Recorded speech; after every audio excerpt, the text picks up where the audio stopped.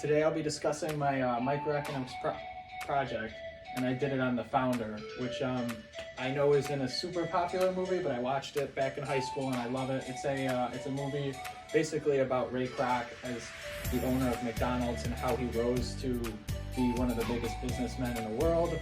And he came from being a travel salesman selling milkshake machines, and then he walked in on McDonald's, the restaurant in California, and wanted to franchise it and become one of the biggest businessmen maybe ever, but just in the food business, an absolute iconic business owner.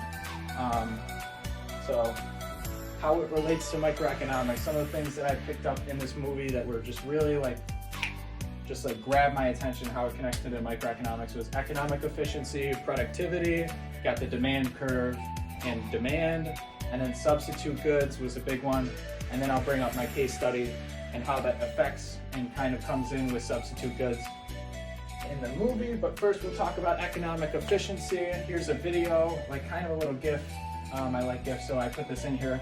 How Mac and Dick McDonald built their Speedy system, which was kind of revolutionary, how they can make a burger go from 20 to 30 minutes to make to come down to 30 seconds, and all burgers are the same, they're made the same, and they've got the same system in every single store when they start franchising, and how it just is so efficiently made, and it comes out in what they said 30 seconds.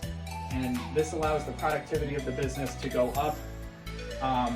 It's kind of a conveyor belt system, and they have everything to a T. They have the fries have to be perfect. Everything is perfect, and everything is really efficient. And it allows the person to go up, and it allows them to be like, I want a burger and fries, and they get it right when they order it. And it's a very, very, very, very good system. And it allows the demand for their product, whichever their hamburgers, their drinks, their fries. It allows the demand to go up. It allows more people to go in. The quicker they can get their customer out there, the more demand they can take on. Here you have the price as well.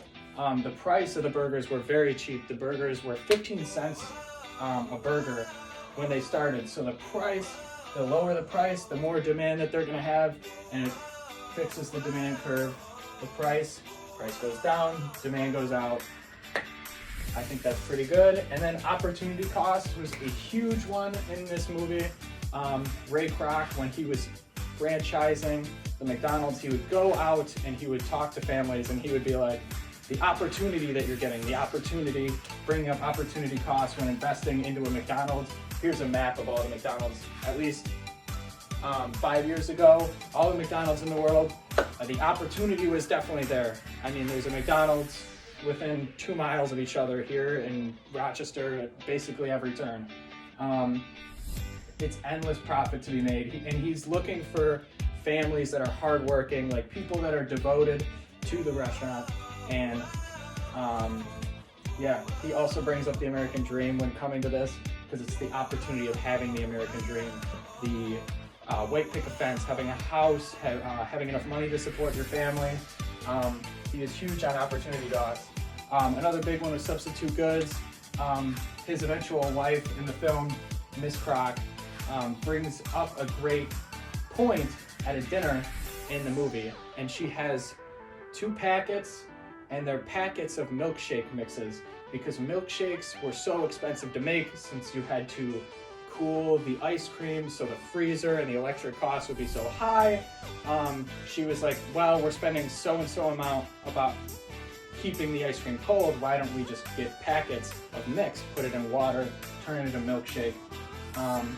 And he does it, and he pushes it out to all his stores worldwide, and it stuck for a while, and it was a great substitute good. There was really no difference in taste, what they said in the movie, and it made it so much easier for him to run his business. And it's a great substitute good. Speaking of substitute goods, I looked at my case study. I researched some substitute goods and some strategies that you can use with some substitute goods, and I found a bait and switch kind of idea that was put out in this case study. And they did some research and come to find out, if you have 2 substitute goods and you have one priced really high and you have one that's like the deal or the like bargain, that more people will look at the bargain and they'll be more happy about their purchase. But if you push out two differing prices, sometimes they'll even just buy the more expensive one thinking that they're gonna get this very pristine product, which they can have the two same things that you can have. You could have two of the same TVs with the same LED screens and stuff like that, but sometimes consumers will just spend more money thinking that they're getting a very more pristine product, and they don't, and then you make more money because of it. And then I've got my memes here. This one, I like this one. Watch this fast food documentary. I'm never eating fast food again. 2 hours later, and they're eating fast food. I think that's very, very true, to me at least. And it's just showing the availability of fast food and the franchise of McDonald's, how there's so many McDonald's around. Here's another one. But that's it. That's my project on the founder and how it relates to microeconomics. Thank you very much.